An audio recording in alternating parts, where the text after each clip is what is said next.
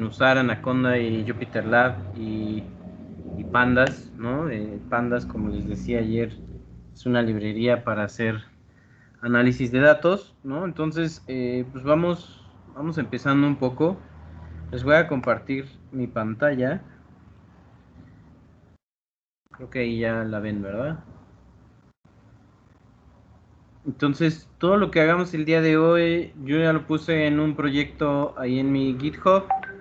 Pueden ir siguiendo el código conforme lo vayamos haciendo hoy, o pueden pues, clonar el proyecto y pues ya tener todo el código de hoy, digamos, ahí listo. Una de las primeras cosas que vamos a hacer o que hice fue justamente ir a la página de la Empecit. Bueno, les pongo el enlace a la página del proyecto en Git. Entonces creo que aquí puedo usar el chat, me parece. ¿O no? Solo está disponible para los miembros del equipo. Ok. Lo comparto yo. ¿Y cómo te lo paso? No, pues acabo de copiar la URL. Perfecto. Buenísimo. Entonces, si lo pueden poner ahí en el chat, estaría perfecto. De cualquier manera, la URL es github.com/irvingfísica /empecit con Y, ¿no? Y entonces, pues ahí está todo el material. Y esencialmente hay una carpeta de datos donde hay, ahorita les voy a enseñar de dónde descargamos esos datos y cómo se descargan, ¿no? Es una descarga normal. Hay una carpeta de documentación que tiene 3 PDFs. Ahorita vamos a checar cada uno qué es y qué trae. Y pues esencialmente viene ahí un notebook que ahorita vamos a aprender a utilizar, ¿no? Entonces,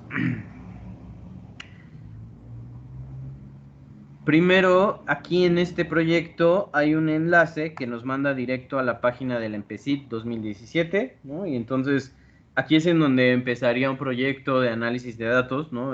Seleccionando una encuesta o una fuente de datos, ¿no? Entonces, en este caso vamos a trabajar con la Empecit. Ya les decía ayer que esto es una encuesta que hace INEGI y es una encuesta sobre la percepción pública de la ciencia y la tecnología.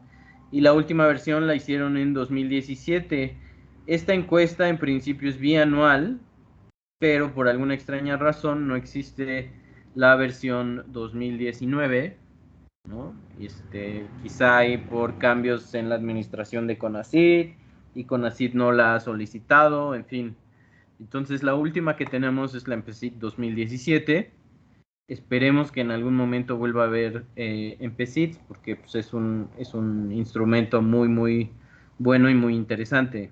Entonces, la primera pestaña, aquí tienen, si se fijan, varias pestañas. La primera pestaña es la documentación y tiene para nosotros esencialmente dos archivos que nos interesan.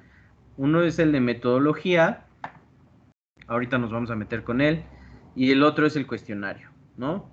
Entonces, si lo abren, pues ahí está el cuestionario que en principio pues ya le debieron de haber dado una checada en su casa el día de ayer, ¿no? Luego está la parte de tabulados que como mencionábamos ayer son ya resultados estadísticos que saca el INEGI.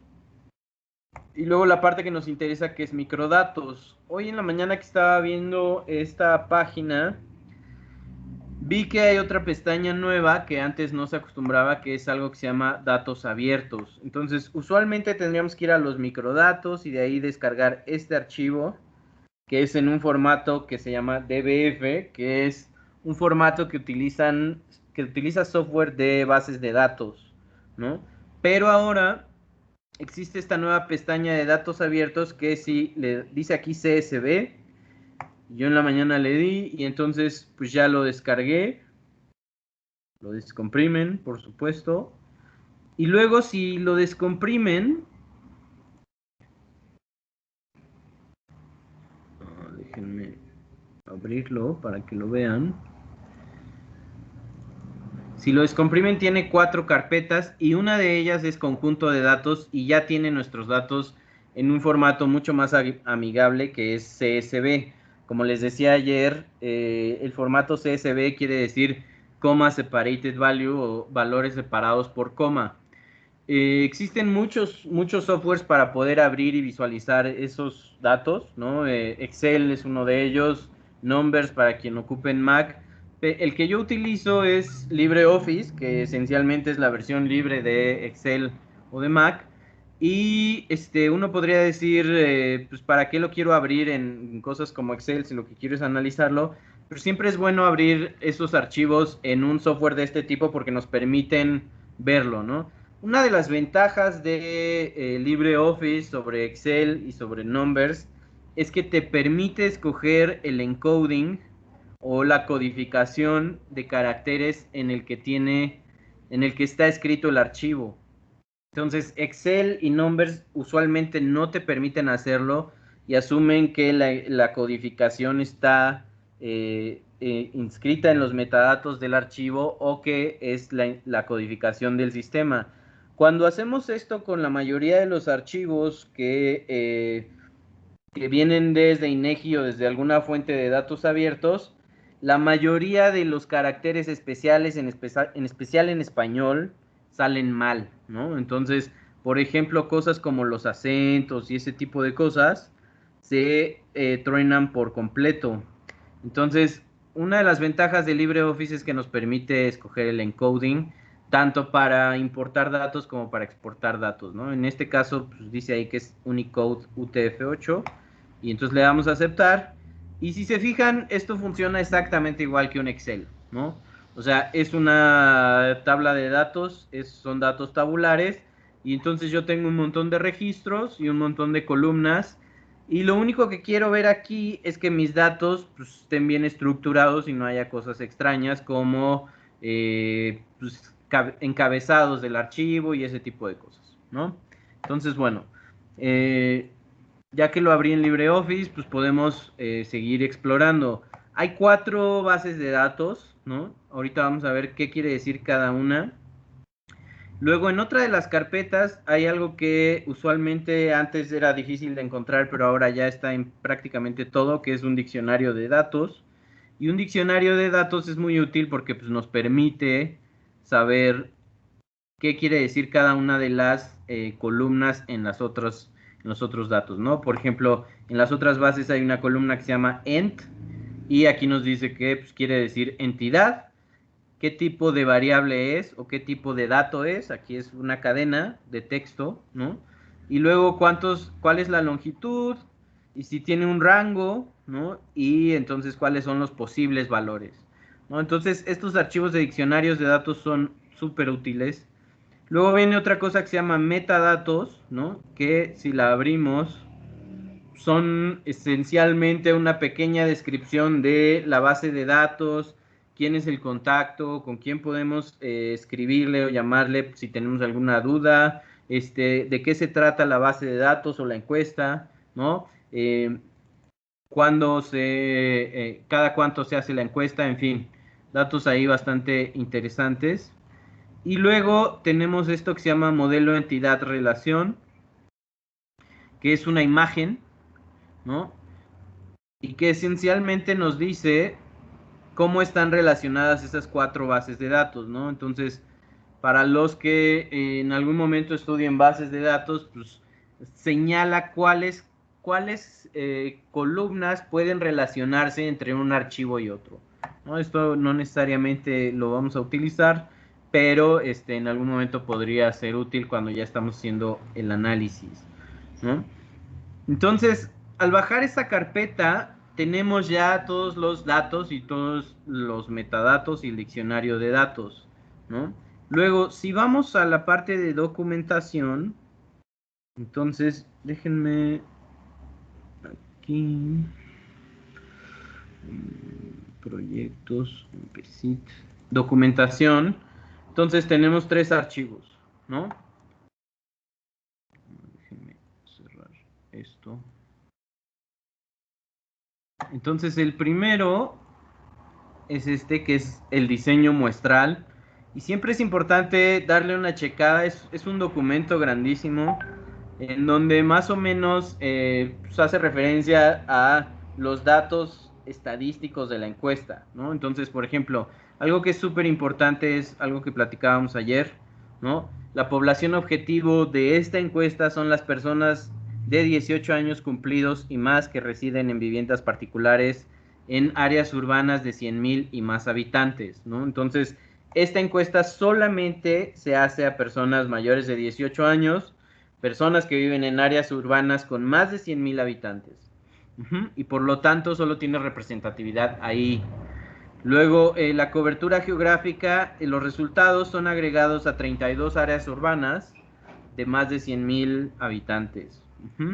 Y luego podemos ir al diseño de la encuesta, cómo la diseñan, cómo la estratifican, todo lo que hablábamos ayer de cómo hago que la distribución de las personas a las cuales yo le pregunto esté bien distribuida y de tal manera que sea representativa de todo el país, ¿no? Entonces aquí, por ejemplo, dice, se obtuvo una muestra de 3,159 viviendas, la cual se ajustó a 3,200 viviendas, ¿no?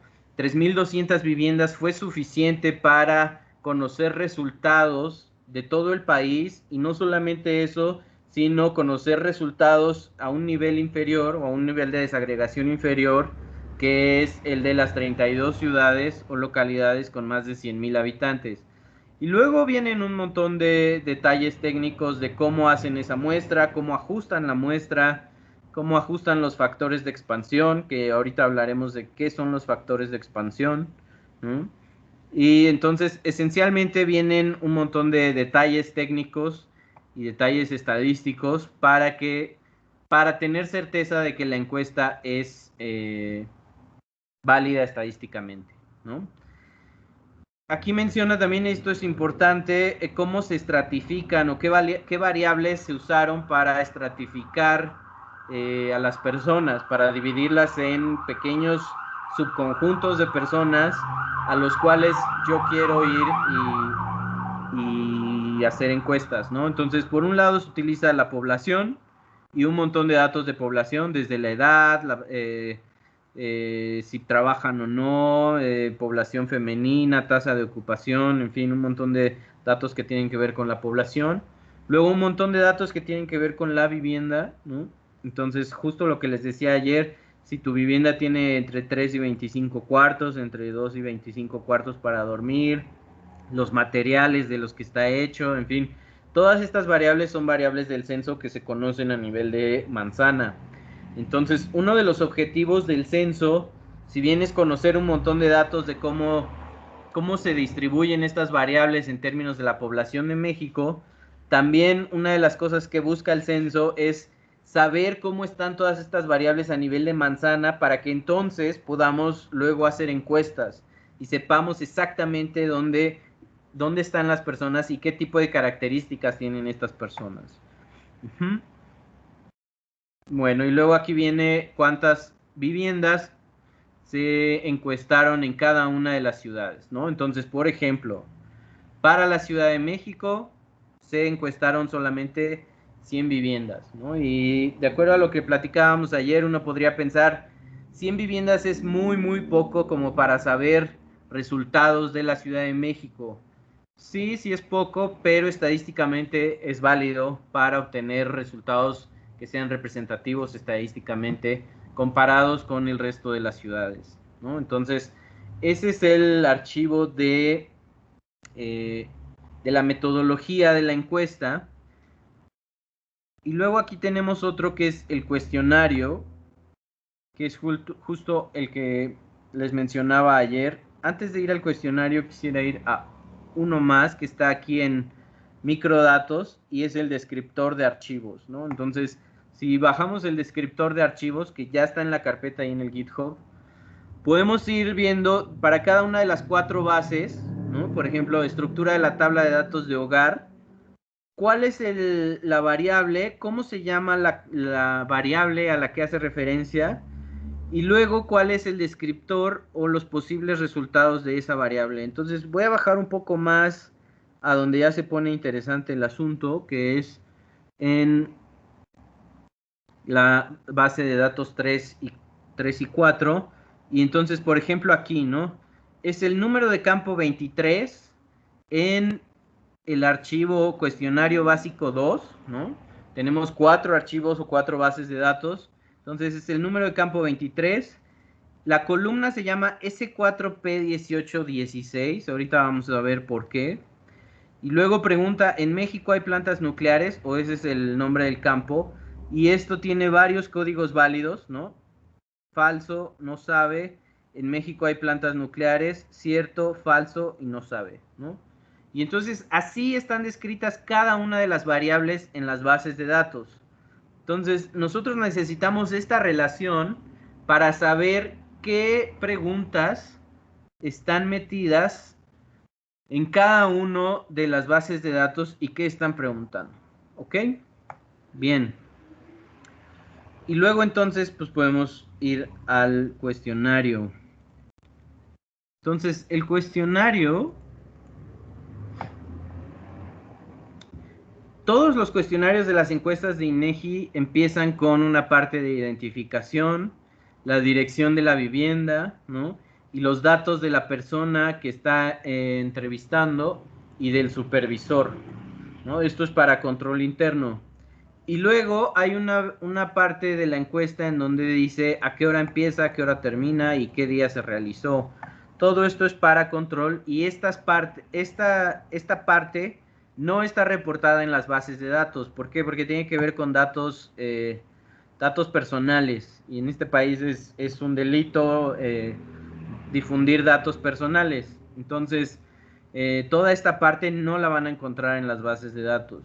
Luego empieza una sección que se llama residentes y hogares. Usualmente preguntan el número de personas, los nombres de las personas, quién es el jefe de familia, quién es el esposo, qué tipo de parentesco tienen, si hay o no un gasto común en el hogar, ¿no?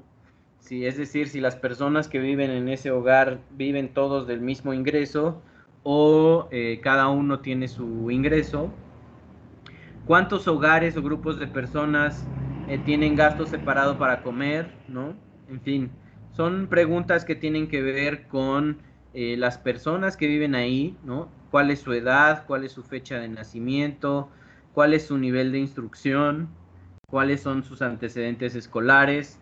Y en fin, vienen ahí un montón de cosas, ¿no? Y luego ya empiezan los datos de la encuesta como tal.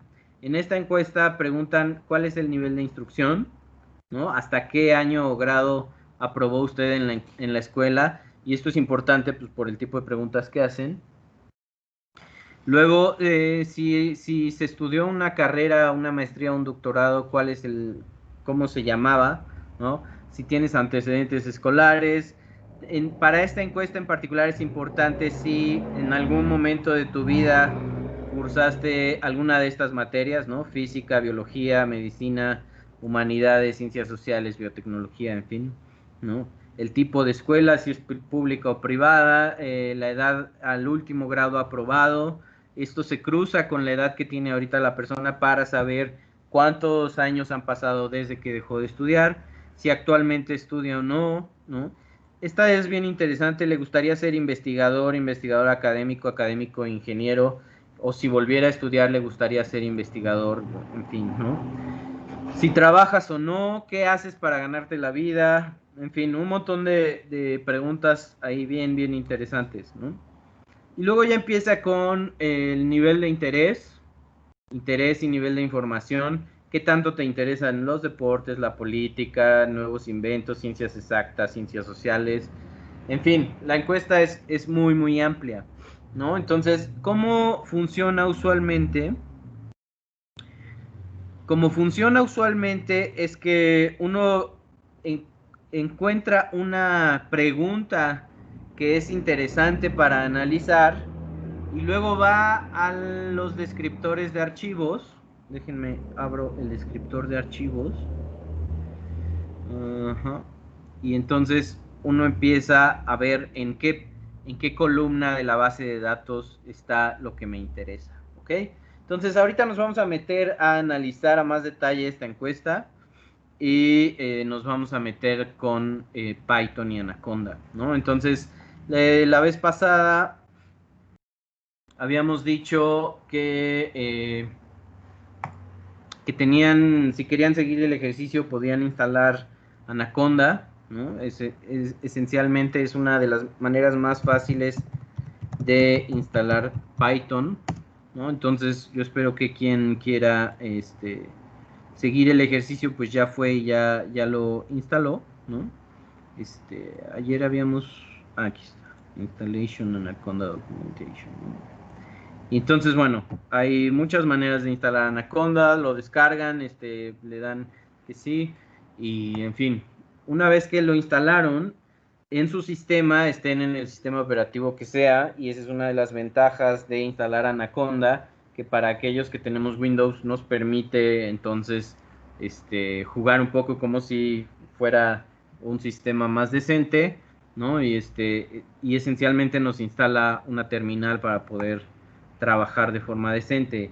Entonces, en su sistema operativo, en algún lugar donde instalan las aplicaciones, va a aparecer una carpeta que se llama Anaconda. Y entonces, ahí hay varias opciones, ¿no? La más sencilla es esto que se llama Anaconda Navigator, ¿no? Entonces, ustedes pueden darle a Anaconda Navigator y entonces les va a abrir todo un hub ahí, desde donde ustedes pueden lanzar sus aplicativos que están dentro de la suite Anaconda, ¿no? Entonces, ahorita va a abrir, esperemos un minutito en lo que abre, si es que abre.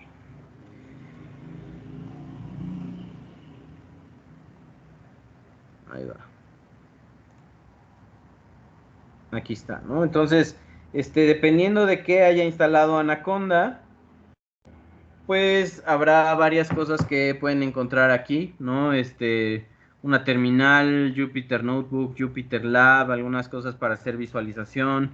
Los que hayan escuchado alguna vez del lenguaje R, también les instala esto que se llama RStudio, ¿no? En fin, esa es una manera de lanzar los aplicativos de Anaconda y de además hacer environments y otro tipo de cosas, ¿no? Esa es como la manera más fácil. Entonces, otra manera, voy a cerrar esto. Otra manera es ahí mismo en donde donde se instaló Anaconda, debe de haber algo que se llama Anaconda Prompt, ¿no? Y si ustedes lo ejecutan, entonces es una terminal, ¿no? No sé si alguna vez han utilizado la terminal para algo, pero a partir de esta terminal, en esta terminal ustedes ya tienen instalado Python, ya tienen instalado Jupyter Lab, y entonces a partir de aquí pueden lanzar Jupyter Lab o Jupyter Notebook o lo que quieran, ¿no? En este caso lo que vamos a hacer es, voy a entrar al directorio en donde yo tengo el proyecto en el que estoy trabajando, pero ustedes pueden hacerlo en cualquier carpeta, ¿no? Ahí hay algunos comandos de la terminal que no necesariamente son, es importante escribirlos ahorita, pero en principio pues, pueden lanzarlo desde donde quieran, ¿no? Lo importante es que cuando están en la carpeta que les interesa, vamos a lanzar el Jupyter Lab con el comando Jupyter espacio Lab, ¿no? Y entonces cuando ejecutamos eso, lo que va a suceder es que en mi explorador de mi computadora, en mi explorador de internet, se va a aparecer esta pantalla, ¿no? Esta pantalla en principio es lo que se llama Jupyter Lab y es una manera de utilizar Python de una manera en algo que se llaman notebooks o libretas y que me permite utilizar Python de forma mucho más organizada y mucho más gradual para ir pudiendo analizar los datos que me interesan. ¿Ok? Entonces, aquí voy a lanzar un nuevo archivo de Python, ¿no? Así literal, donde dice notebook, voy a darle clic en Python 3 y entonces inmediatamente ahí ya tengo un notebook de Python, ¿no? Entonces, esto para los que han utilizado matemática en algún momento o notebooks de otro lenguaje, pues ya es una instancia del lenguaje que puede ser interpretada en ese momento. ¿Cómo funciona? Yo pongo una línea de código, en este caso, por ejemplo, 2 más 2, No sé si se alcanza a ver bien, espero que sí. ¿Alguien tiene problemas para ver ahí la distancia y eso? No, sí se ve. Ah, perfecto, ¿no? No. Entonces, yo tengo 2 más 2 y luego, ¿cómo ejecuto esa celda de código? Puedo ejecutarla dándole aquí en el botón de play, o la manera más fácil, porque pues esto vamos a hacer cientos de celdas, es apretar Shift, dejar apretado Shift y luego presionar Enter. Entonces cuando yo presiono Enter, ahí se va a tardar un poquito porque está inicializando Python y bla, bla, bla, pero una vez que ya lo inicialice, debería de funcionar sin ningún problema. Déjenme. Ahí está, ¿no? Entonces yo ejecuto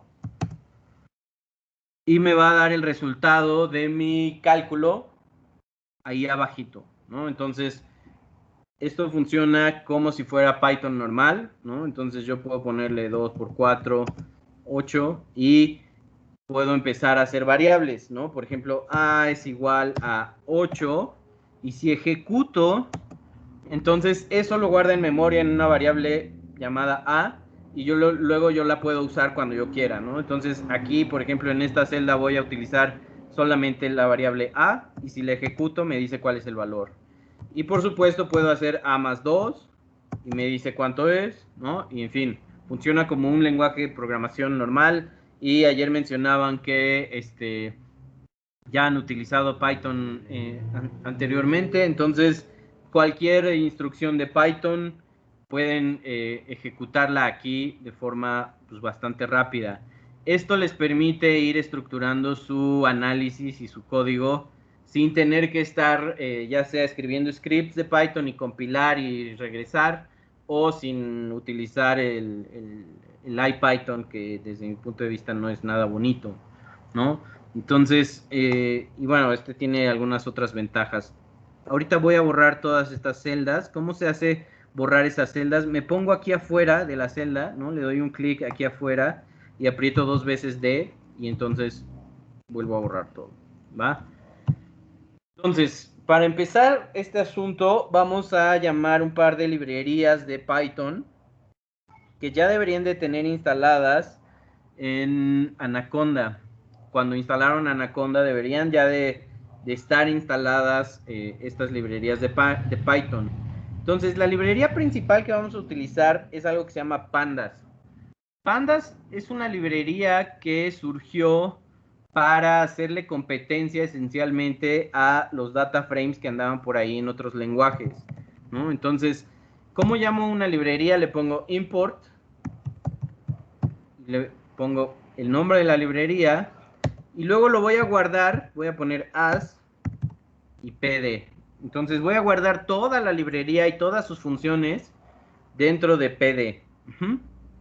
Si yo quiero seguir escribiendo en la celda sin ejecutarla, puedo apretar enter y entonces tengo más renglones, de tal manera que yo puedo escribir el pedazo de código que yo quiera y luego ejecutar todo, ¿no? Entonces también voy a llamar NumPy. NumPy es una librería, como platicábamos ayer, que permite hacer código numérico o cálculos numéricos de forma muy eficiente, especialmente con arreglos, con matrices en Python. De hecho, ayer NumPy fue noticia porque Nature, bueno, en Nature salió publicado un artículo que hace referencia a NumPy y a la librería de NumPy. No hace referencia, sino es literal para la librería.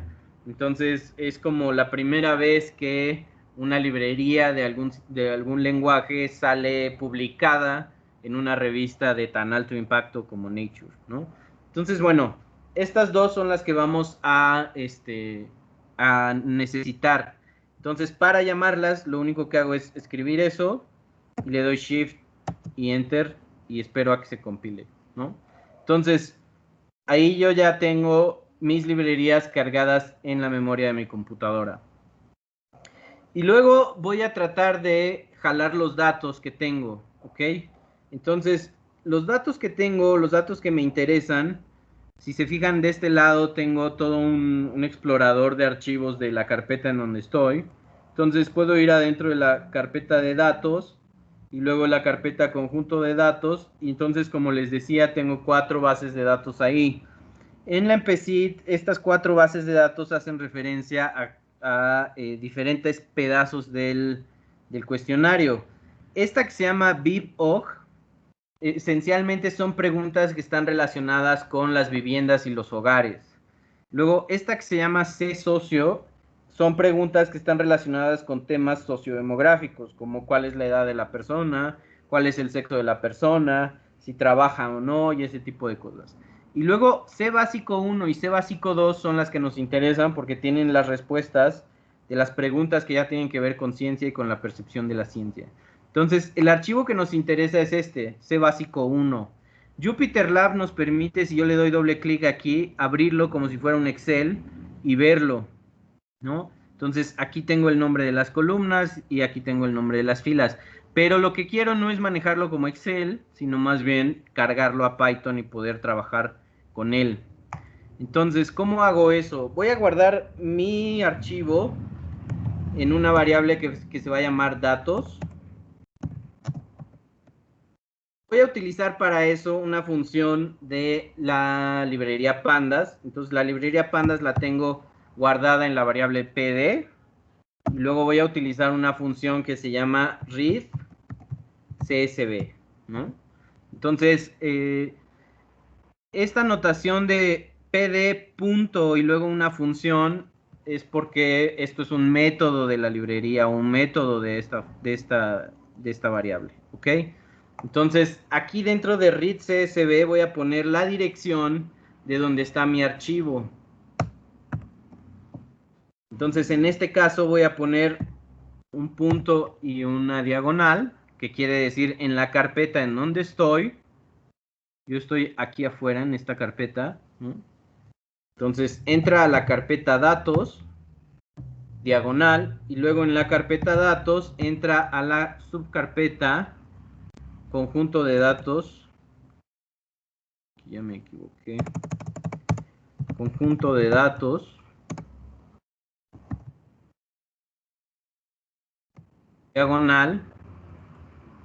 Y luego de ahí ve y busca el archivo que se llama trc básico 1. Si yo le doy un tabulador, si yo pico la tecla de tabulador, me da opciones de los archivos que siguen ese patrón. Entonces yo puedo seleccionar el primero y listo, ¿no? Entonces, si ejecuto, inmediatamente ya todo mi archivo de datos está guardado en la variable datos, ¿no? Entonces vamos a ver qué tiene nuestra variable datos. Si yo le doy datos y le doy Shift y Enter, entonces en datos me aparece esta estructura, ¿no? Entonces, cuando estudiaron programación ahí en la facultad, no sé hasta dónde llegaron, pero en principio deberían de haberles enseñado que existen varias estructuras de datos, ¿no? Tenemos pues, los números enteros, números reales, cadenas de texto, y luego cosas más interesantes como por ejemplo los arreglos, las listas y los diccionarios de datos. El principal trabajo de Pandas o el principal superpoder que tiene Pandas es definir dos estructuras de datos que son súper poderosas, ¿no? Son estructuras de datos más avanzadas y esta es la primera de ellas, es algo que se llama un data frame, ¿no? Y esencialmente son datos puestos en una forma tabular y el data frame me va a permitir consultar de forma muy rápida qué tipo de datos tengo en esa variable.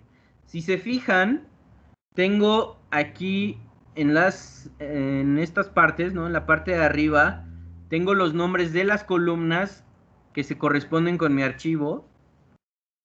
Y luego de este lado tengo un índice que va desde el 0 hasta el 2852. ¿No? Aquí dice que tengo 2853 filas y 236 columnas. Y todo esto está guardado en una sola base de datos, en un data frame, ¿no? Entonces, para consultar los data frames yo puedo utilizar todas las técnicas que existen en Python para poder consultar pedazos de los data frames. Por ejemplo, yo puedo con los corchetes decirle de datos, dame desde el elemento 5 hasta el elemento 10, ¿no? Y entonces me da justamente el elemento 5, 6, 7, 8, 9 y el 10 ya no, porque esa es la notación de Python. Entonces, esta es una manera de consultar datos de forma muy, muy rápida y de hacer operaciones sobre los datos completos. Entonces, como les decía, a ver, permítanme un minuto porque están tocando en mi casa.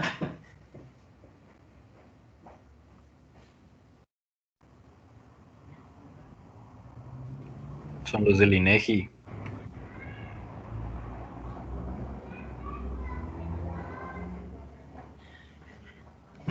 Listo, ya regresé. Entonces, como les decía, los data frames tienen dos maneras de acceder a cada uno de los datos. Cada dato está indizado por un índice y por una columna, ¿no? Justo como funciona Excel. Entonces, por ejemplo, si yo le digo, quiero saber de datos el índice, me dice que es un índice que va desde 0 hasta 2853 en pasos de 1, ¿no? Si yo por otro lado quiero conocer las columnas, entonces me muestra un arreglo con todas las columnas. Si se fijan, aquí adentro le puso 3 puntos para no mostrarme todo el resultado y que no se atasque mi pantalla. Si yo quisiera ver todas mis columnas realmente, o todos los nombres de las columnas, puedo convertir esto a un arreglo de NumPy, ¿no? Entonces puedo poner NP. Recuerden que NumPy lo tengo en NP. Y le puedo decir con la función array me muestre todo lo que tengo en las columnas, ¿no? Y entonces ahí tengo todos los nombres de las columnas. Si se fijan, no tienen mucho sentido los nombres, pero ya si uno va al archivo de descriptor de columnas, pues entonces ya podemos ver a qué hacen referencia. Por ejemplo, la columna S3P1 es la pregunta ¿hasta qué año aprobó usted en la escuela? Sus posibles respuestas van desde el 0 hasta el 10, y entonces es ninguno, preescolar, primaria, secundaria, preparatoria, normal, en fin. ¿Ok? Bien. Entonces, existen otras maneras de consultar pedazos del data frame, ¿no? Entonces, recuerden, mi data frame lo tengo en datos, y si yo ejecuto, me va a mostrar lo que tengo en el data frame.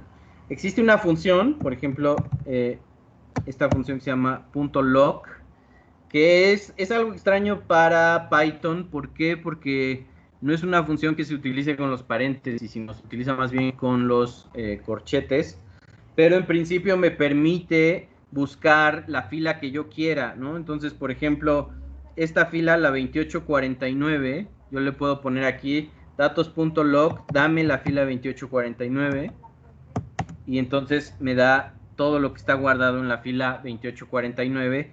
De este lado yo tengo el nombre de la columna y de este lado el valor, ¿no? Y esta es la segunda estructura de datos que es importante en Pandas. Es algo que se llama una serie. Ahorita vamos a ver series más interesantes, ¿no? Entonces, con esta función .log yo también puedo pedirle pedazos de columnas, ¿no? Por ejemplo, desde la 2849 hasta la 2860.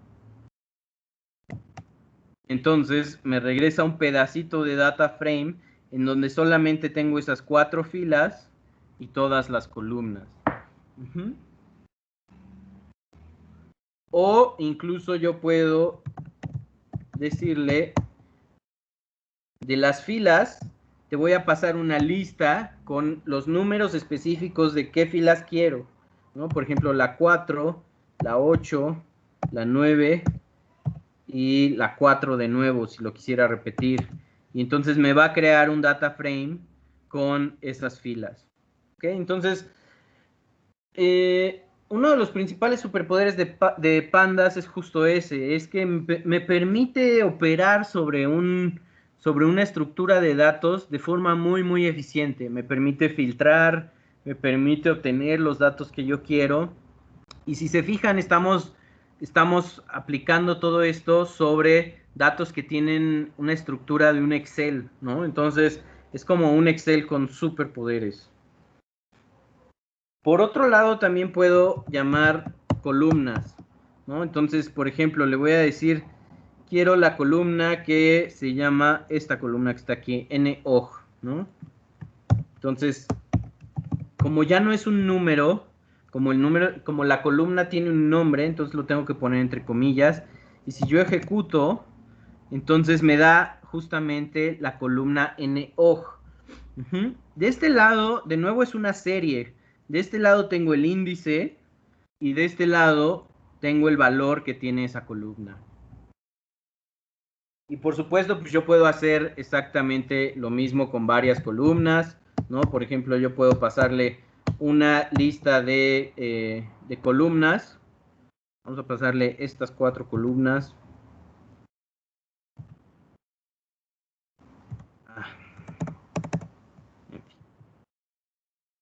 Voy a ponerlas entonces a mano.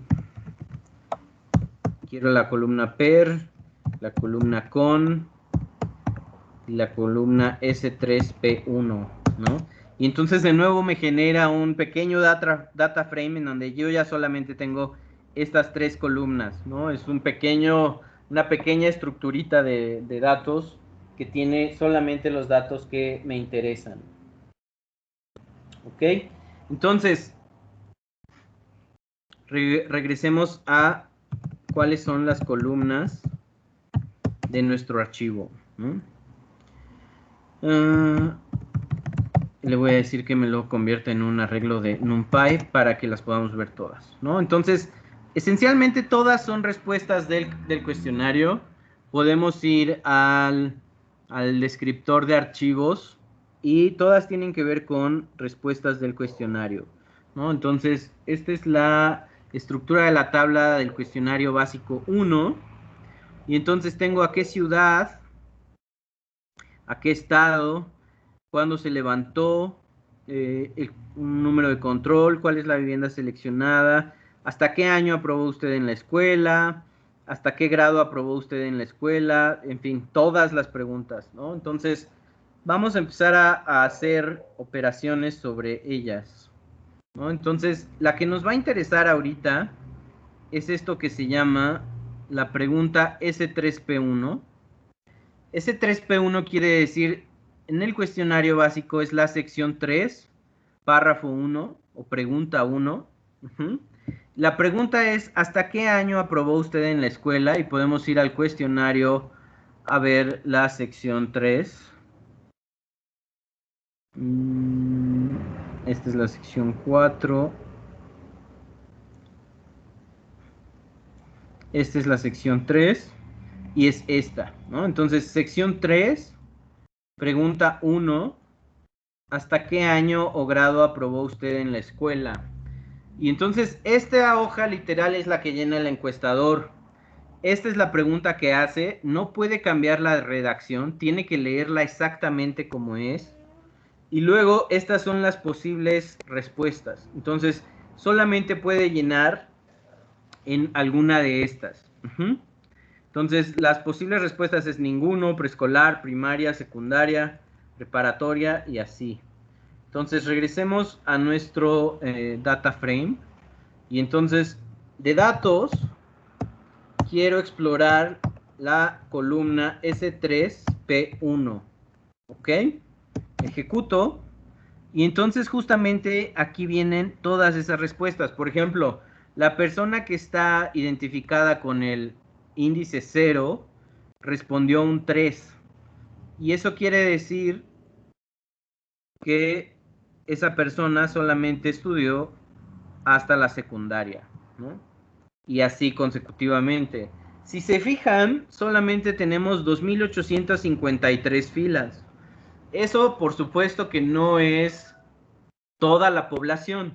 solamente son las personas a las que se encuestaron. Son 2.853 personas que contestaron esa parte del cuestionario. Entonces, ¿cómo obtenemos cuántas personas tienen cada uno de los valores? Para eso existe algo que se llama el factor de expansión. Está guardado en la última variable, la última columna, que se llama FAC. Todas las encuestas deben de tener esto que se llama factor de expansión. Entonces, si yo ejecuto y veo que hay en esa columna, la primera persona tiene un valor de 5.072. La segunda persona tiene un valor de 5.072. La tercera tiene un valor de 7.608. Estos 5.072 quiere decir que se eligió a esta persona para que respondiera a la encuesta y que en toda la población objetivo está representando a otras 5.072 personas. Es decir, las respuestas de esa persona estadísticamente tendrían que ser muy, muy similares a 5.000 o a las respuestas de 5.072 personas en todo el país. Entonces, cada uno de estos números me dice esa fila a cuántas personas representa. Si se fijan, hay filas que representan a 10.000 personas y hay filas que solamente representan a 1.000 personas. Y esto depende de las características de la persona que está respondiendo, ¿no? Entonces, cada uno de estos tiene unidad personas. Estas son 5.000 personas, 5.000 personas, 7.000 personas, 10.000 personas y así. Si yo quisiera sumarlas, entonces puedo utilizar la función .sum. Y esa es otra de las ventajas de Pandas, que me permite aplicar funciones directamente a toda una columna o directamente a todo el data frame. En este caso, voy a aplicar esta función a esta columna que va a sumar todos esos valores.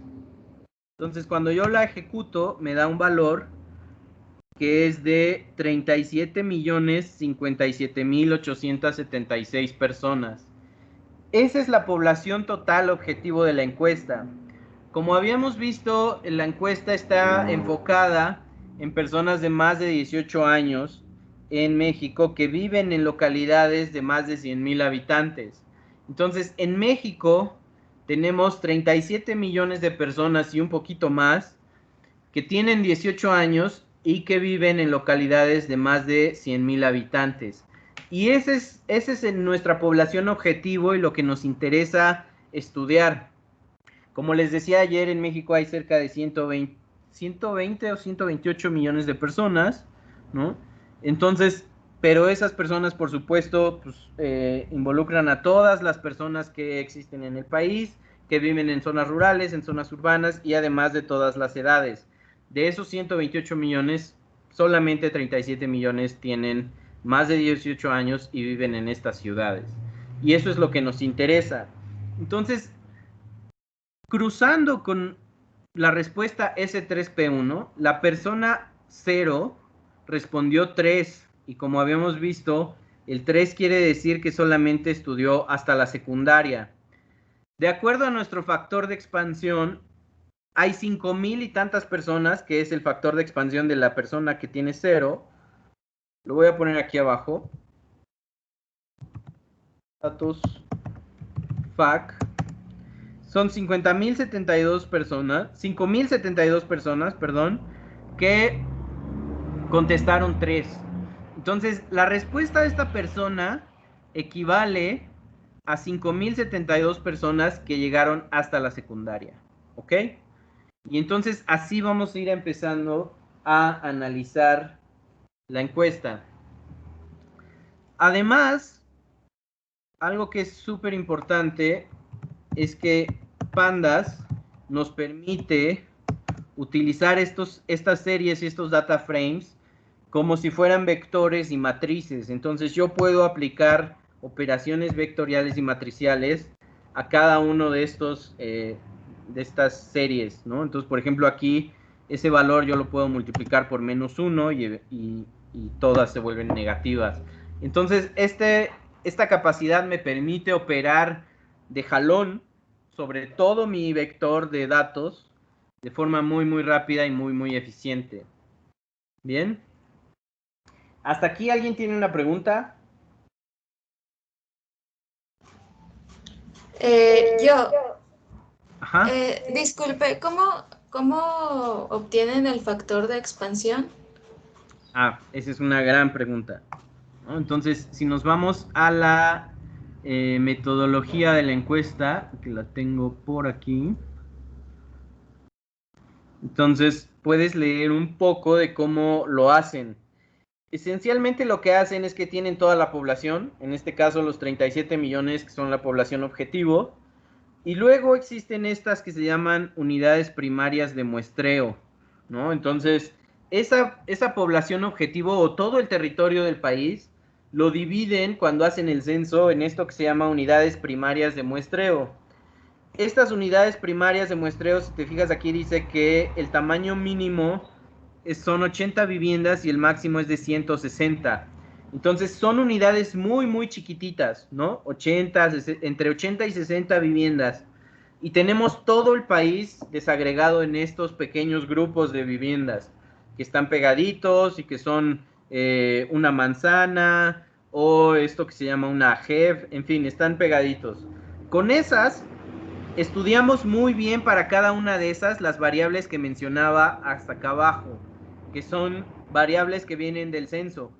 Para cada una de esas unidades primarias de muestreo sabemos cuántos niños hay, de cuántas personas de 3 a 14 años, cuánta población femenina de 12 años y más que trabajaron, tenían trabajo pero no trabajaron, en fin, todo esto, ¿no? Y entonces con eso empiezas a hacer distribuciones. Distribuciones de cómo está todo el país en términos espaciales de estas variables. Y luego entonces se trata de, es la misma pregunta que cuando tú tienes, por ejemplo, una distribución gaussiana y dices cuántos datos necesito para saber que esa distribución es una distribución gaussiana. Entonces, esta evidentemente no es una distribución gaussiana porque es una distribución de probabilidad sobre todo el espacio, sobre todo el país.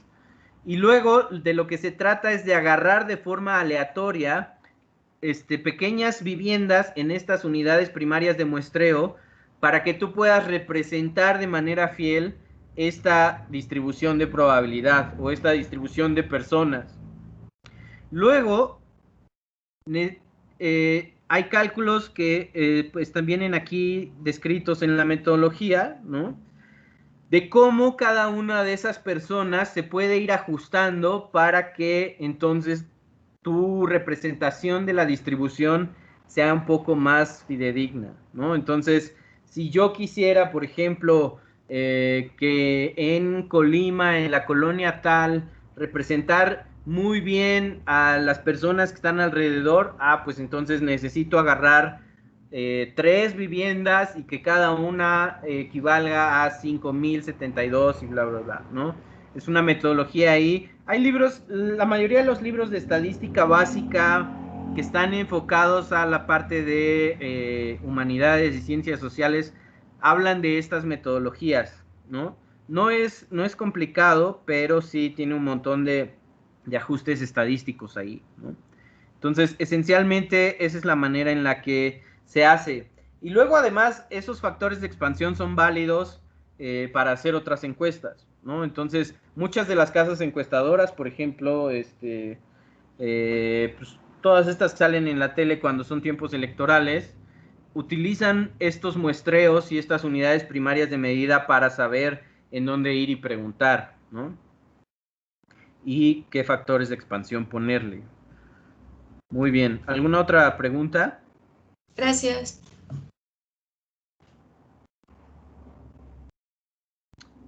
Bueno, si no hay otra pregunta, podemos continuar. ¿No? Entonces, lo siguiente que nos vamos a preguntar es justamente con la misma pregunta, con ese 3P1, ¿no? Que es cuántas personas, hasta qué grado de estudios estudiaste, hasta qué nivel educativo tienes, ¿no? Entonces, vamos a concentrarnos en esa columna. Datos SP S3P1. S3P1. Y lo que quisiera saber ahora es cuántas personas contestaron 0, cuántas personas contestaron 1, cuántas personas contestaron 2 y así, ¿no? O al menos cuántas filas tienen un 3, un 2, un 2, un 4 y así, ¿ok? Entonces, Pandas tiene una función que es súper poderosa, que me permite saber cómo se distribuyen los valores dentro de un mismo vector. En este caso son valores discretos, por eso puedo usarla. Ahorita vamos a ir a ver cómo es el caso en donde el resultado está en los reales, digamos, o en un número continuo, ¿no? Pero entonces utilizamos la función value counts. Y entonces me dice que la respuesta 7 es la que más personas contestaron. 719 personas contestaron 7. Luego la respuesta 3 la contestaron 691 personas y así. Entonces vamos a nuestra metodología para ver qué es la respuesta 7. La respuesta 7 es licenciatura o ingeniería. Entonces la mayoría de las personas que encuestaron contestaron que tienen hasta licenciatura o ingeniería. Inmediatamente eso nos salta a la vista. ¿Por qué? Pues porque sabemos que en México la mayoría de las personas no tienen una licenciatura, ¿no? Luego la segunda respuesta es 3. Entonces si vamos a 3 es secundaria, ¿ok? Entonces eso ya tiene un poco más de sentido. Sin embargo, estamos cometiendo un error, que es que estamos solamente haciendo estadística sobre las personas que contestaron la encuesta. Pero yo quiero hacer estadísticas sobre toda la población objetivo. Entonces, ¿cómo le hago? Necesito juntar todos los que contestaron 3 y luego ir y ver su factor de expansión y sumarlo. ¿Ok? Entonces, para poder hacer eso, bueno, vamos primero a hacerlo por partes, ¿no? Vamos a concentrarnos con los que respondieron 7. Entonces, hay una manera que es bien poderosa en Pandas para poder filtrar, y es que yo le puedo decir, de la columna datos S3P1, quiero que me digas todos aquellos cuya respuesta es igual a 7. Si yo ejecuto, me va a entregar una serie que está llena de falsos para aquellos que no son 7 y trues para aquellos cuya respuesta es 7. Si regresamos aquí a donde pinté la respuesta, la columna S3P, vemos que todos estos son diferentes de 7 y luego el 2849 si es un 7. Y entonces cuando yo aplico esta operación con doble igual, entonces el 2849 me dice que es verdadero y todos los demás que aparecen aquí, pero adentro hay muchos más, me dicen falso. ¿Ok? Entonces, esta es una manera de convertir una serie de valores en una serie booleana. Una serie booleana que solamente tiene verdaderos o falsos. Y lo verdaderamente mágico es que yo puedo utilizar esto para filtrar columnas y data frames. Entonces, vamos a guardar esta serie que está llena de verdaderos y de falsos en una variable que vamos a llamarle condición. Ajá. Si yo veo que hay en condición, tengo esa serie, ¿ok? Y entonces luego yo le puedo decir de datos, dame aquellos, le pongo adentro la variable condición. Entonces lo que va a hacer es que me va a seleccionar aquellos que son verdaderos y aquellos que son falsos los va a quitar. Entonces es una manera muy, muy poderosa de filtrar un Excel o una estructura tabular de datos.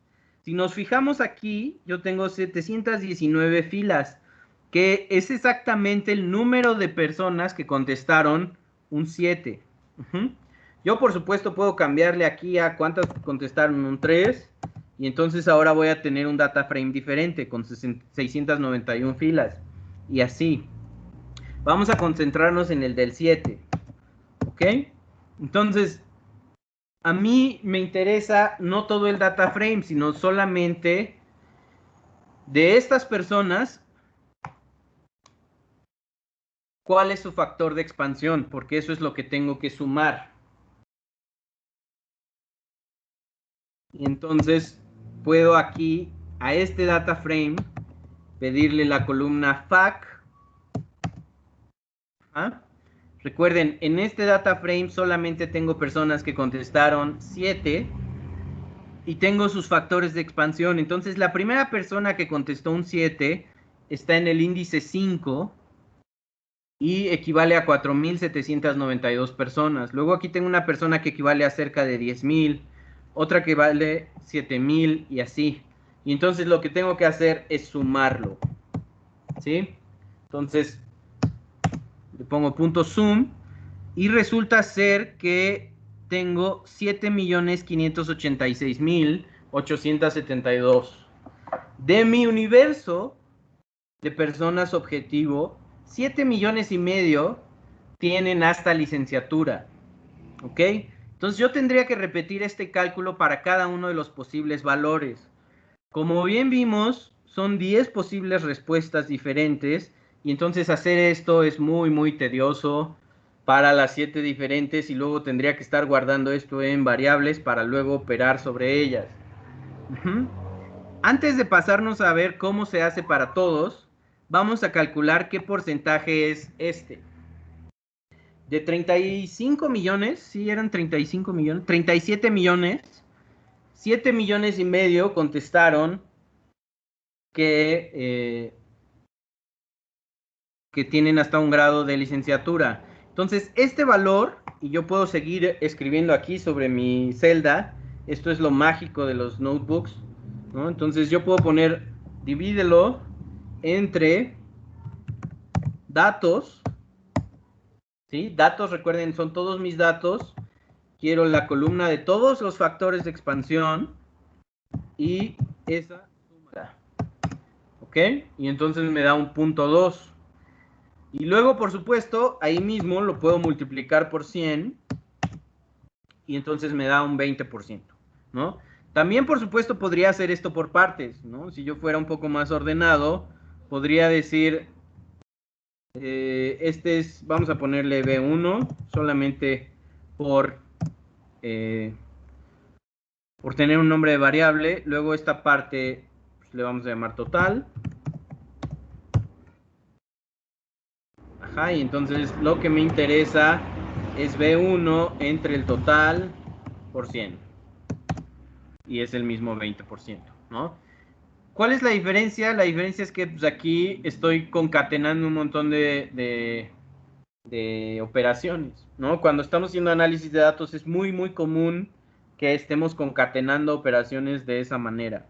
Aquí lo único que dividí fueron 2 números, pero en principio yo podría dividir, y ahorita vamos a hacerlo, series con series o incluso data frames con data frames y funciona muy similar a cómo funcionan las divisiones entre vectores y divisiones entre matrices, ¿no? Bien. Bueno. Entonces, ¿cómo le hacemos para no repetir todas estas líneas con el 1, con el 2, con el 3, con el 4, con el 5 y así? ¿Cómo le hacemos? Entonces, vamos a utilizar otra función que es una de las funciones más poderosas de Pandas, que se llama Group By. Group By lo que me permite es agrupar un data frame de acuerdo a los valores que tiene una o varias columnas, ¿no? Entonces, datos es un data frame, ¿no? Ahí está, es mi data frame de todos los datos. Y voy a utilizar la función group by. Y adentro del argumento de la función voy a ponerle la columna SP, ¿cómo era? S3P1, ¿ok? Si yo ejecuto aquí, lo que va a hacer esencialmente es que va a buscar todos los que tienen respuesta 1 y los va a agrupar. Luego todos los que tienen respuesta 2 y los va a agrupar. 3 y los va a agrupar y así se va a ir con todas las posibles respuestas. Si se fijan, yo no le estoy diciendo nunca cuáles son las posibles respuestas. Esto va y lo busca directamente y entonces empieza a hacer grupos de todas las posibles respuestas que van apareciendo. Y esto es súper poderoso. ¿Por qué? Porque ahorita nuestro data frame es un data frame chiquito. Tenemos 2.800 filas y 236 columnas. Pero hay veces que tenemos data frames de millones de datos realmente. Y entonces hacer agrupaciones por los valores de una columna es algo que es sumamente poderoso para poder ver cuántos valores hay y y separar el data frame en varios data frames, ¿no? Entonces, si yo ejecuto aquí, entonces obtengo esta extraña cadena, ¿no? Y me dice que tengo un grupo guardado en la dirección de memoria y es esta dirección hexadecimal de mi memoria. ¿Por qué ya no me muestra los grupos? Porque cada uno de los grupos es una estructura similar a un data frame. Y entonces ya no tengo manera de ver un montón de data frames aquí. Uno podría decir, bueno, pues que te los muestre primero el primero, luego el que sigue y así. Pero imagínense si mi respuesta tiene 200 posibles respuestas, ¿no? Si mi pregunta tiene 200 posibles valores, entonces me tendría que mostrar 200 data frames seguidos y eso ya no necesariamente es eficiente. Entonces, lo único que me indica es que tiene guardada una estructura de datos que es un grupo de data frames y lo tiene guardado en memoria. Y si se acuerdan de sus clases de álgebra lineal, esto es muy similar a pasar de una representación matricial a una representación tensorial, ¿no? Entonces, puedo ahí empezar a hacer cálculos de tensores y de cosas bien interesantes ahí, ¿no? Bien, entonces, ¿qué hacemos con esto? Esto que está guardado en memoria, lo voy a guardar en una variable que se va a llamar grupos. Ajá. Entonces, grupos, ya tiene mis grupos, ¿ok? Y entonces luego puedo preguntarle cosas a los grupos. Puedo decirle, a cada uno de los grupos, ejecuta la función size. Size me va a decir de qué tamaño es ese data frame, cuántas filas tiene. Y entonces lo que obtengo es que tengo un grupo que se llama el grupo 1, aquellas personas que contestaron 1 en la encuesta, que tiene un elemento. El que ya nos es familiar es aquellas personas que contestaron 7.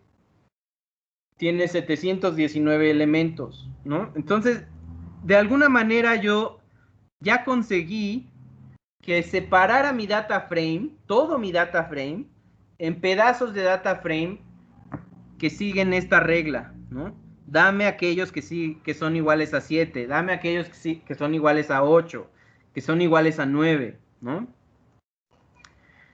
Y luego, entonces, con esos grupos puedo hacer cosas diferentes, como preguntarle el tamaño, o puedo decirle, de ese grupo, dame la columna FAC, recuerden que es un data frame cada grupo, y luego de esa columna FAC, quiero que la sumes, que es justamente lo que queríamos, ¿no? Es justamente lo que hicimos aquí.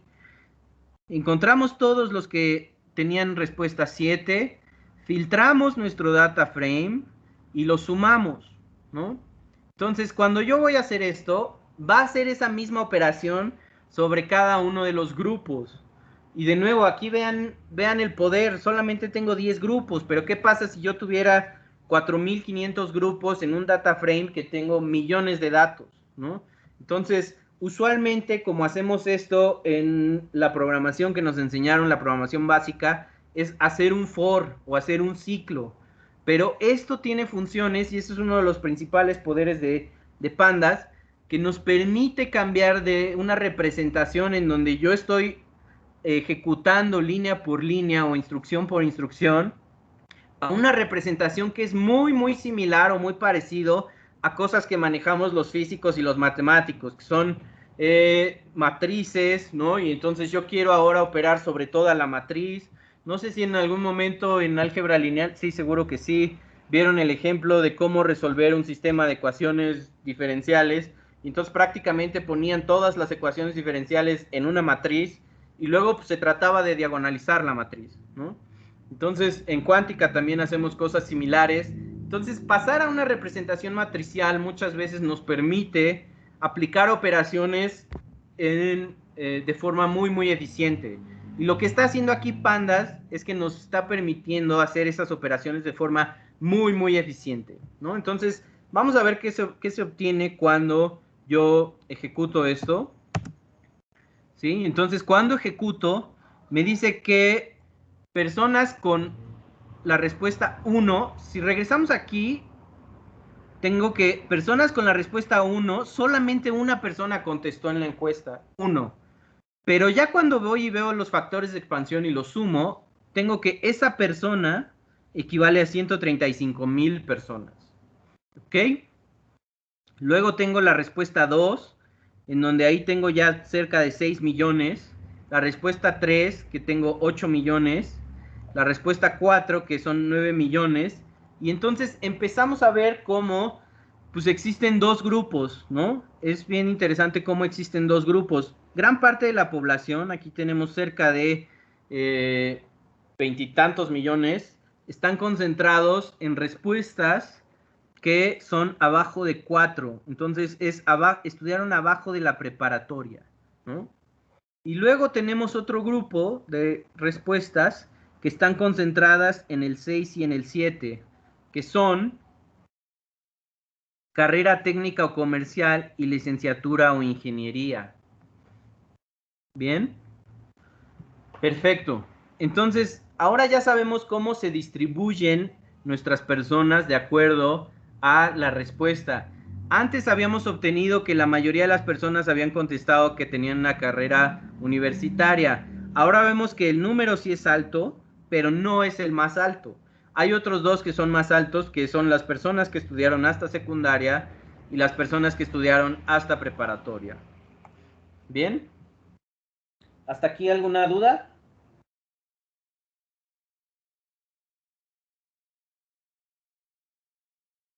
Bien. Entonces, ¿qué más puedo yo hacer con esto? Nos interesaría calcular los porcentajes, ¿no? Entonces, gruposfac.sum me da cuántas personas de toda mi población total contestaron cada uno de esos valores, pero me interesa el porcentaje. ¿Qué tengo que hacer? Tengo que dividir entre el total cada uno de estos, ¿no? Entonces, esto es una serie, es un vector, y entonces yo puedo ahora dividirlo por un número para obtener ese porcentaje. Lo tengo que multiplicar por 100, ¿no? Entonces, grupos. Aquí voy a repetir solamente para que quede en el notebook, pero esencialmente yo podría guardar ahí ese valor en una variable o hacerlo en la misma celda y no habría problema, ¿no? Entonces, punto sum, y lo voy a dividir entre cuál es el total. Ya lo tenía guardado aquí en una variable que se llama total, pero para volverlo a hacer y que quede todo en la misma operación, de mi data frame datos, quiero la columna fac, quiero la suma, ¿no? Entonces, no es necesario ponerle paréntesis, pueden ponerle paréntesis para agrupar, ¿no? Pero esencialmente Python entiende muy bien que esto es la primera parte de la operación y esto es la segunda parte de la operación, ¿no? Entonces, si ejecuto ahí, entonces tengo una serie con los valores de esta división y me falta todavía multiplicarlo por 100. Entonces, cuando multiplico por 100, entonces obtengo los porcentajes. Aquí está el 20% que habíamos obtenido anteriormente, ¿sí? Luego aquí están los porcentajes de las personas que estudiaron hasta la secundaria, hasta la preparatoria, hasta la primaria y una carrera, una licenciatura o una ingeniería. Y luego me parece que el 6 era una carrera técnica o comercial, ¿no? Entonces nuestra encuesta ya nos empieza a dar cosas interesantes, ¿no? Cómo se distribuye la población de 18 años y más. Y recuerden, esto es muy, muy importante. que vive en las ciudades de más de 100,000 habitantes, ¿no? Entonces, ciudades con más de 100,000 habitantes son ciudades que ya empiezan a ser de tamaño mediano o grande, ¿no? Y entonces eso hace que nuestra población que tiene un grado académico alto, sea un poco mayor que lo que sucede en todo el país, ¿no? Si tuviéramos el censo, por ejemplo, podríamos ver que este porcentaje pues cae drásticamente, y cae justamente porque en las ciudades que son de menos de 100,000 habitantes o en las partes rurales, este porcentaje cae drásticamente y entonces arrastra al promedio, ¿no? Y al porcentaje. Bien. Entonces, tenemos los porcentajes. ¿Qué más podemos hacer? Podemos agarrar nuestros grupos. Bueno, hay algo que no les mencioné anteriormente, y es que hay Pandas, otro de los superpoderes que tiene es que nos da información,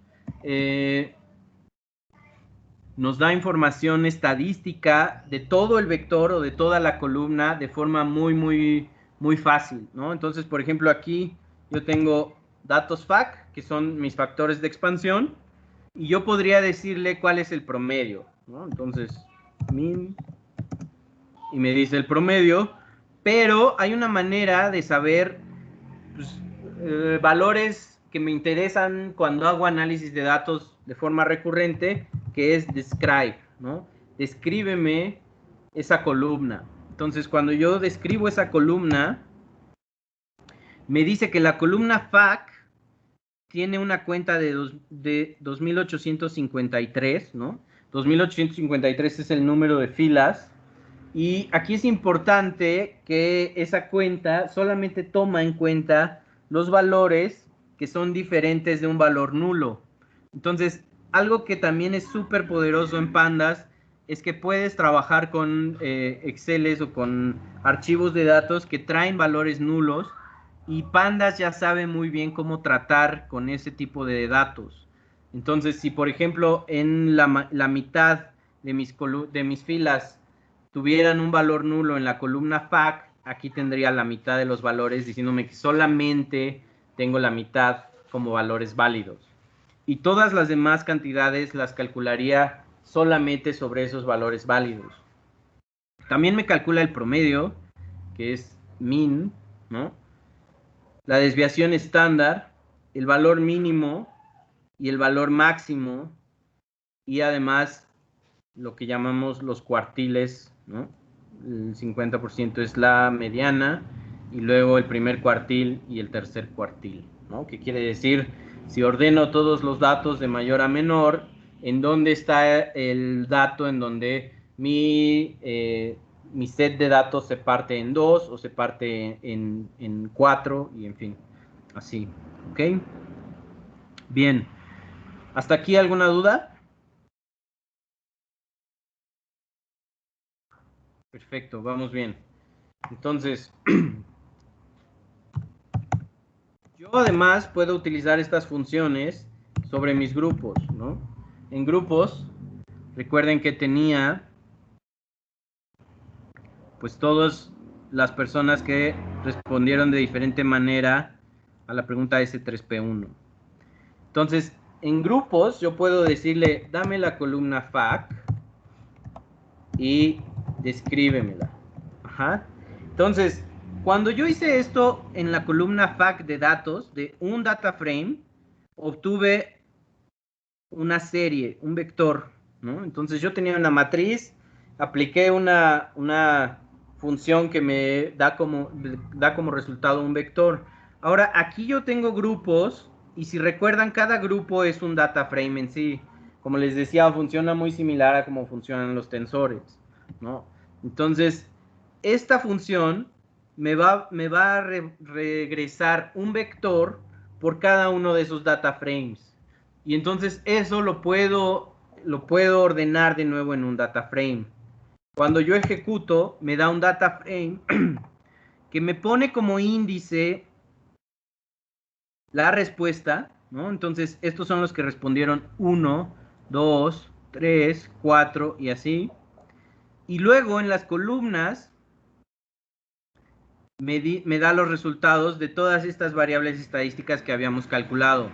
La cuenta, ¿no? Cuántas personas respondieron con este valor, el promedio, la desviación estándar, ¿no?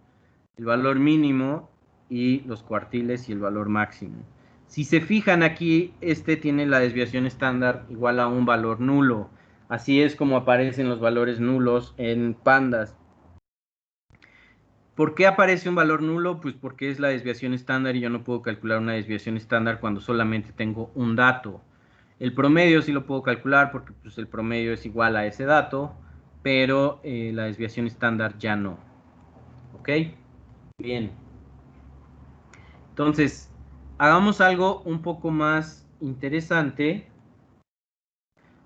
que es empecemos a cruzar variables, ¿no?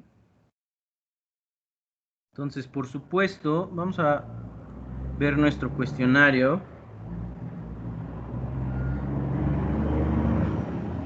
Y vamos a encontrar una pregunta que sea interesante.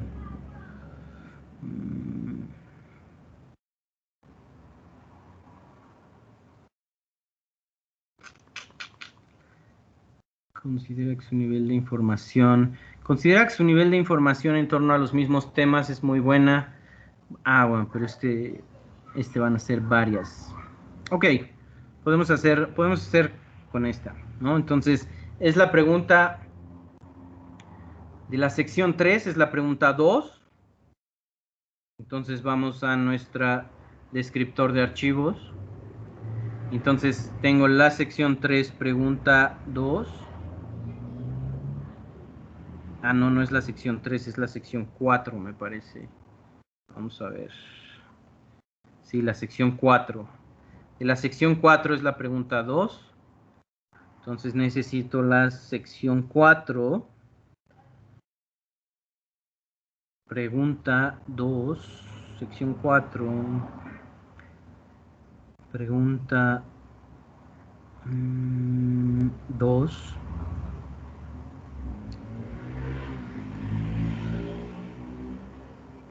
Aquí está. Sección 4, pregunta 2. Y si se fijan, esta viene separada. ¿Por qué? La pregunta es, ¿considera que su nivel de información en torno a los mismos temas es muy buena, buena, moderada o nula? Y luego tiene varios temas, ¿no? Viene deportes, política, nuevos inventos, ciencias exactas, ciencias sociales, sociales y espectáculos, contaminación ambiental, negocios. Entonces, la pregunta 2 de la sección 4 tiene un inciso 1, déjenme hacer un zoom aquí, tiene un inciso 1, que es el que se refiere a deportes. El valor o la posible respuesta es numérico y tiene 4 valores, muy buena, buena, moderada y nula. Y la pregunta es, ¿considera que su nivel de información en torno a los deportes es muy buena, moderada o nula?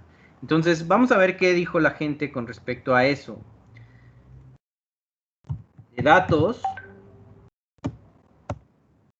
interesa la pregunta sección 4, pregunta 2, inciso 1. Vamos a ver qué tipo de valores tenemos. Entonces, 1000 personas respondieron 3, 905 personas respondieron 2, 560 personas respondieron 4 y 228 personas respondieron un 1. ¿Ok? Entonces podemos hacer el mismo truco que hace rato. De datos, agrúpamelos por la variable S4P2, inciso 1. Ajá. A esto le voy a llamar grupos B. De hecho, podríamos operar sobre esto mismo. Vamos a operar sobre este mismo. ¿Ok?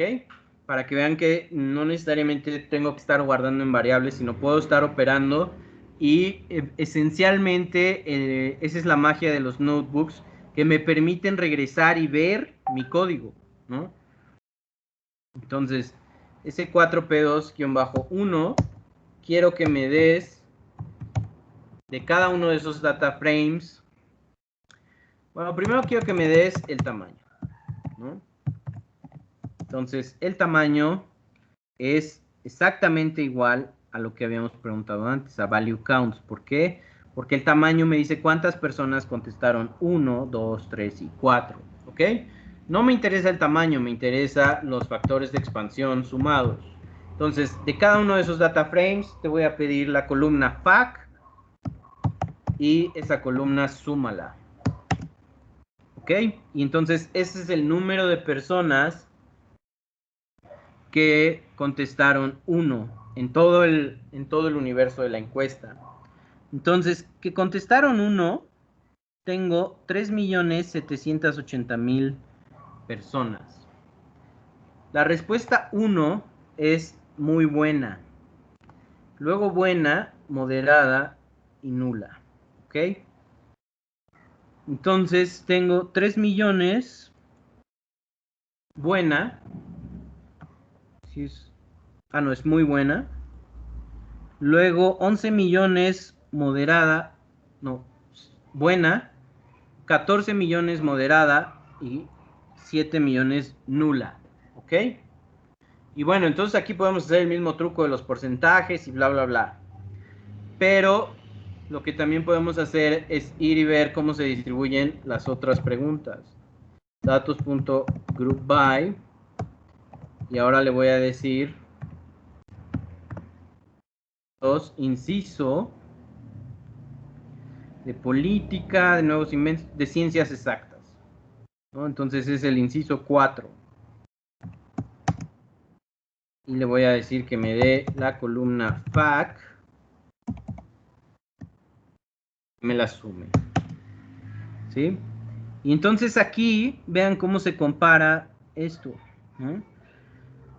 De deportes la mayoría estaba en buena y moderada. De ciencias exactas la mayoría está en moderada y en prácticamente nula. Entonces, así podemos ir comparando distintas respuestas y distintas proporciones. A esto de nuevo podríamos sacar los porcentajes y bla, bla, bla. Pero ahora lo que me interesa es ver cómo cruzo estas dos cosas, ¿no? ¿Cómo puedo saber aquellas personas que tienen un grado de estudios de licenciatura o de ingeniería, y luego de esas personas quisiera saber cuál es su interés en los deportes y su interés en la ciencia exacta? Entonces, primero vamos a hacerlo sin agrupar, ¿no? Justo como lo hicimos la vez pasada. Datos de la S3P1, dame aquellos que responden 7, ¿sí?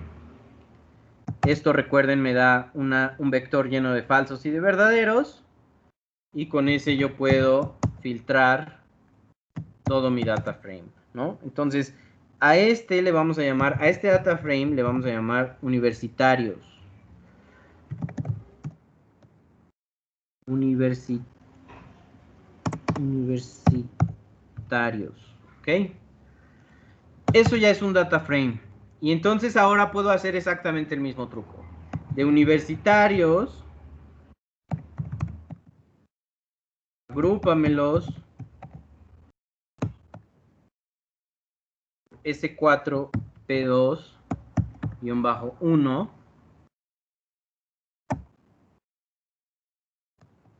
Dame el factor de expansión y súmalo. Y entonces de los universitarios solamente tengo 2.960.000 que contestaron que tienen un conocimiento bueno de las ciencias, ¿cuáles? De los deportes, y moderado de los deportes. Ahora, de los universitarios, las ciencias exactas, que es el inciso 4, si se fijan, de nuevo tenemos el mismo efecto que se distribuye más hacia acá, ¿no?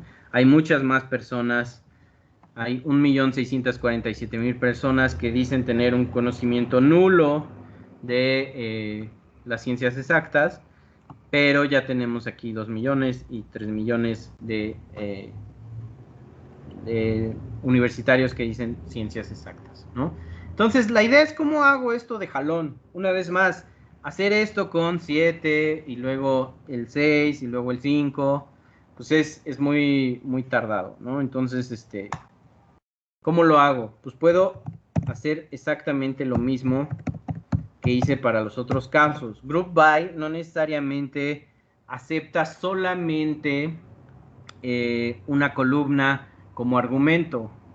Acepta también grupos de columnas o listas de columnas. Entonces yo le puedo decir, agrúpamelos por la respuesta S3P1 y además por la respuesta de S4P2, inciso 1.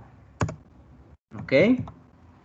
Entonces ese es mi nuevo grupo en donde yo ya tengo un data frame. Lo que estoy haciendo es filtrar 2 veces. Primero filtro por lo que respondieron en la respuesta S3P1 y luego filtro por lo que respondieron en la S4P2-1. Y luego puedo hacer exactamente lo mismo. Puedo, por ejemplo, pedirle el tamaño de cada uno de esos cada uno de esos data frames o de cada uno de esos grupos. Le pido que me lo imprima y entonces tengo ahora una serie que tiene 2 índices, ¿no? Entonces voy a convertirlo en un data frame. Eso se hace con la instrucción toFrame. Y entonces si se fijan, este es un data frame de una columna. La columna se llama 0. Y entonces una persona contestó un 1 en la S3P1 y además un 4 en la S4P2. 20 personas contestaron 2 en la S3P1 y un 1 en la S4P2. Y así. Entonces, si se fijan, los data frames también pueden tener multiíndices, ¿no? Y en las columnas yo también podría tener multicolumnas. Entonces, evidentemente no nos interesa el tamaño del grupo, sino nos interesa el tamaño de la población encuestada. Entonces, de cada uno de esos data frames, le voy a decir que me dé la columna FAC, que es el factor de expansión, y luego que lo sume. Wow. Que lo sume.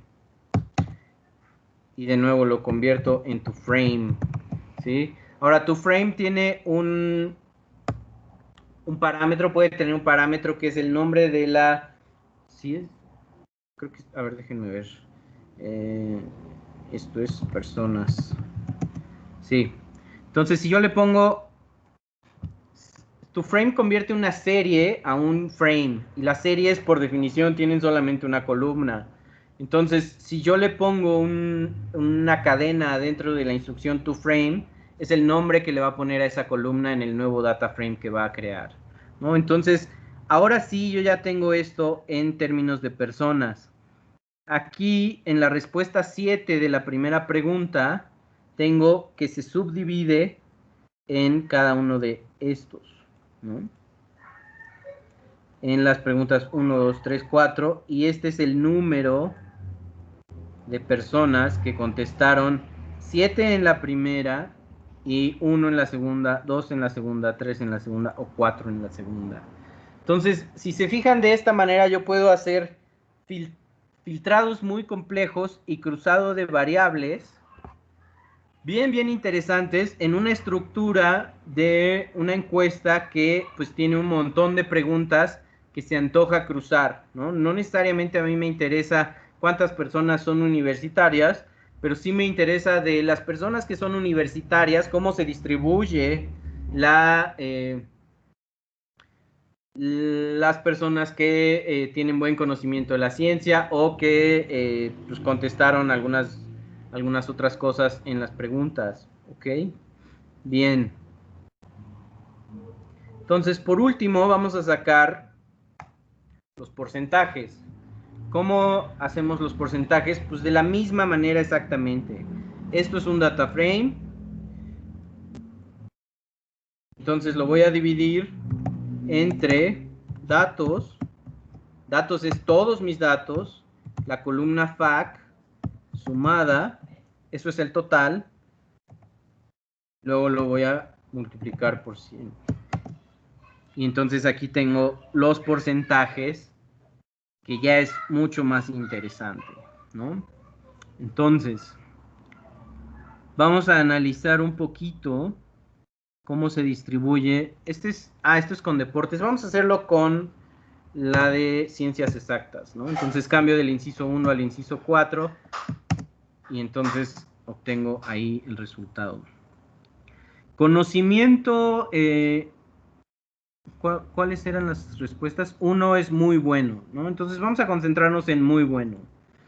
Hacia abajo, en esta primera columna, o en este primer índice, yo tengo el nivel educativo que va creciendo, ¿no? Entonces, estas son las personas que no tienen nivel educativo, no tienen ningún grado educativo, y luego primaria, secundaria, preparatoria, el 5 que es, bueno, por ahí podemos verlo, pero esencialmente es hacia abajo, ¿no? Y luego de estas me interesa las respuestas que son la 1. Entonces, la respuesta 1 quiere decir tengo muy buen conocimiento de ese tema. Para las personas que solamente estudiaron hasta la primaria, no hay ni siquiera el 0.1% de personas que digan tengo un muy buen conocimiento de las ciencias exactas. Cuando ya subimos a las que estudiaron hasta la secundaria, tengo un 1%. Hasta la preparatoria baja, ¿no? Y entonces aquí sería interesante saber por qué está bajando. Puede ser una fluctuación estadística o puede ser un efecto de la encuesta. Luego, en la respuesta 5, ni siquiera tengo representatividad ahí. La respuesta 6, la respuesta 7 es un 1%, ¿no? Y así. Entonces vamos a ir al que sigue, que es un poco más interesante, que es buena, ¿no? Entonces es la 2, y aquí tengo un 0.1, aquí tengo un 2%, luego aquí tengo un 3.5%, aquí vuelve a caer, tendríamos que ir a ver qué es 5, ¿no? El 6 es un 1% y el 7 sube a un 6%, ¿ok? Entonces, si se fijan, podemos empezar a ver patrones en los datos de cómo responden la mayoría de las personas las preguntas. Esta manera no es la manera más eficiente porque seguimos viendo una tabla de datos. Ya hicimos un trabajo de filtrar y de cruzar datos que fue bastante interesante, pero aún así esto no me permite ver patrones de la mejor manera posible. Entonces, el día de mañana vamos a trabajar con cómo hacer gráficas con este tipo de cosas. ¿Ok? Entonces, la mejor manera de ver patrones en datos esencialmente es con gráficas.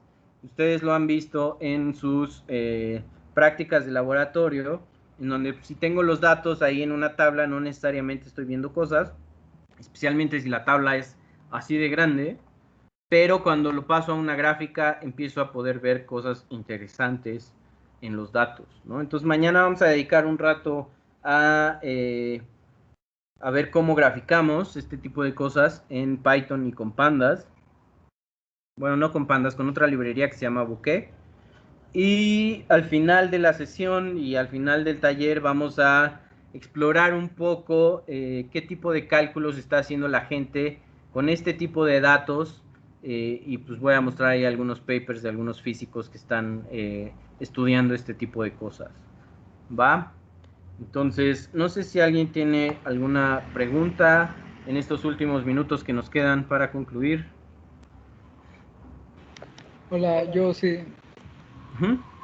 ahí en ese último data frame que hiciste, ¿se podría de alguna forma transponer solamente por el primer índice?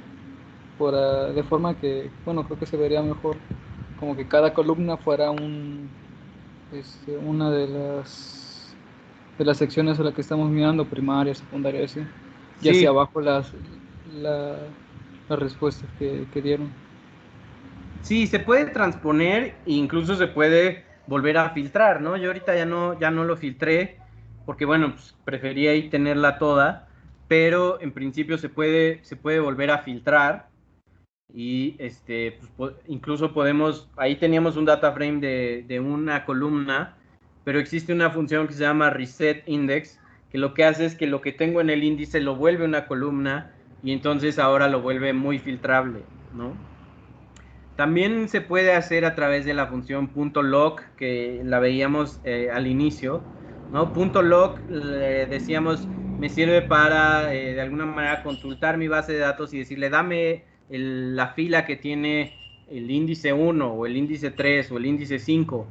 Pero aquí cuando ya tengo diferentes niveles en el índice puedo decirle del primer nivel del índice dame todos y luego del segundo nivel del índice o de la segunda pregunta, dame solo aquellos que contestaron uno, ¿no? Entonces, hay muchas maneras muy, muy eficientes de empezar a filtrar y a refiltrar estos datos y poder ver exactamente lo que quieres. Y va a ser muy importante cuando nos pongamos a graficar. ¿Por qué? Porque cuando grafiquemos necesitamos poner nuestros datos en el formato preciso para que entonces sea posible graficar y hacer gráficas de la mejor manera, ¿no? Entonces sí, sí se puede. Como les decía, los data frames funcionan muy, muy similar a matrices, ¿no? Entonces hay un montón de funciones que pues, nosotros hemos utilizado en álgebra lineal con las matrices, como lo que mencionabas de transponer, ¿no? Entonces, sí se puede transponer todo el data frame y lo que tú tienes de índice te queda como columnas e incluso, pues bueno, puedes hacer operaciones matriciales y cosas ya más interesantes.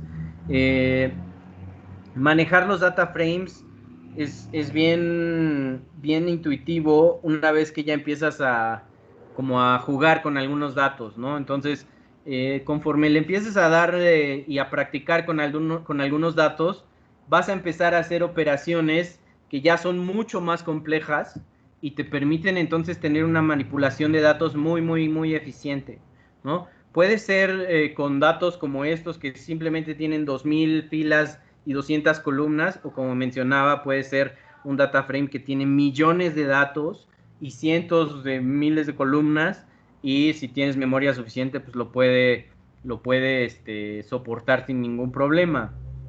Cuando ya no tienes memoria suficiente, eh, hay herramientas, hay otras librerías de Python que lo que hacen es que ese data frame lo puedo distribuir entre diferentes máquinas o entre diferentes computadoras o incluso entre clusters, ¿no? Entonces, hay cosas como Dask y otras cosas que funcionan muy similar a Pandas, pero lo que hacen es que pedazos del data frame lo mandan a una computadora o a un clúster, a un procesador de un clúster, a un pedazo de memoria, y entonces tú ya puedes operar con pedazos de tu base de datos guardada en diferentes computadoras, ¿no? Hay gente haciendo cálculos ya muy pesados que literal pues contratan espacio en Amazon, servidores en Amazon, la llenan de sus datos y luego con pandas o con cosas similares, con Dask y ese tipo de cosas, se ponen a hacer las mismas operaciones que nosotros hicimos, ¿no? La vez pasada, ayer, discutíamos cómo se empiezan a hacer operaciones de forma eficiente cuando tienes millones de datos. Es a través de este tipo de estrategias, ¿no? O sea, imaginen una base de datos de YouTube en donde tienes pues, literal billones de filas, en donde cada fila representa un video, y entonces ahora necesito cosas como filtrar todos los videos que son de gatos, ¿no? Y que además tienen más de 1 millón de visitas. Entonces, ese tipo de cosas se pueden hacer de forma muy, muy eficiente con este tipo de cómputo. ¿Alguien tiene otra pregunta? Sí, adelante, adelante. Sí, ¿hay como algún libro o algo así sobre técnicas de filtrado de datos que, que sirva o como referencia? Sí, hay un libro, a ver, no recuerdo exactamente el nombre, pero a mí es el que me funcionó muy bien para aprender todo esto de cómo filtrar, cómo agrupar y qué funciona y qué no funciona. Pero antes de ir a un libro, creo que hay muchísimos tutoriales en internet, ¿no? Y son totalmente gratuitos. De hecho, para utilizar pandas hay un tutorial muy famoso en la misma página principal de pandas que se llama Pandas in 10 Minutes. 10 Minutes to Pandas, ¿no? Déjenme comparto mi pantalla de nuevo, ¿no? Entonces, 10 Minutes to Pandas te va guiando muy claramente por todos los superpoderes y todas las magias que es capaz de hacer pandas. Y es una manera muy buena de ir aprendiendo qué se puede hacer. De cualquier manera, si tú agarras un libro o agarras un tutorial de estos, estás limitada a los ejercicios que vienen en ese tutorial o en ese libro con los datos que vienen ahí. Entonces, hay muchos libros, por ejemplo, que utilizan una base de datos que es muy famosa, que tiene que ver con flores, y entonces vienen categorías y valores reales ahí. Hay otros que tienen que ver con precios de la gasolina y cuántos kilómetros por litro dan un montón de marcas de autos. Hay un montón de bases de datos que son como estándar y que utilizan estos tutoriales. Yo lo que recomiendo es que sigas uno de estos tutoriales con esas bases de datos que ellos sugieren, pero luego repitas los tutoriales con una base de datos tuya, ¿no? Puede ser una que bajes del INEGI o puede ser una base de datos que pues, sea de algún experimento que tú hiciste o de alguna cosa que tú hiciste, porque eso te va a enseñar un montón de detalles que en los tutoriales y en los libros justamente se los saltan porque las bases de datos que están utilizando ya son bases de datos que están limpias, ¿no? Entonces muchas veces tú tratas de agrupar o de filtrar y pum, se quiebra el código por completo porque tu base de datos no está limpia. Y entonces gran parte del aprendizaje también sería cómo lidiar con esos problemas. Y esos problemas solamente se puede lidiar con ellos cuando tenemos bases de datos sucias, bases de datos que son nuestras, digamos, ¿no? Ok, muchas gracias. ¿Alguien más?